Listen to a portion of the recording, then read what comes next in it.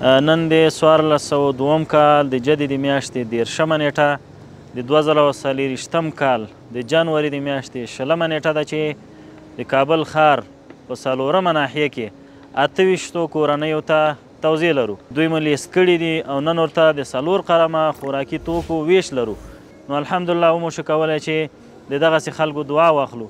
که چیرې غواړئ چې خپلو هیوادوالو لاسنیوی وکړئ او ثوابونه وګټئ نو احساس خیریه مؤسسه په نښه کړئ. انشاءالله ستاسو مرستې به د هر یو فقیر تر کورنیو د هغې تر ساحو پورې رسول کیږي او انشاءالله په پوره امانتدارۍ سره او بیرته به تاسو ته ډاډ هم درکول کیږي. ژمی دی، سره د دې چې واوره باران نشته خو ساړه شته. ډېرې کورنۍ دي چې لرګي نه لري، ډېر ماشومان دي چې د ژمي لپاره لباسونه نه لري. دا اوس مې دغه ماشوم ولیده چې یتیم دی، ته راشه دې خواته. دا د هیواد د ډېرو یتیمانو یو نماینده دی. دا تاسو ګورئ چې لړزې وهي، ساړه دي، نه یې بوټان مناسب دي او نه جامپر لري. کیدای شي دغه زاړه کالي هم خلکو ورته ورکړي.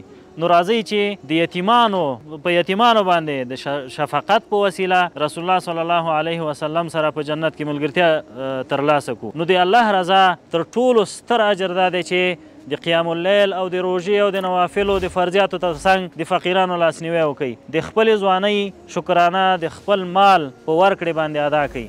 والسلام علیکم ورحمة الله وبرکاته.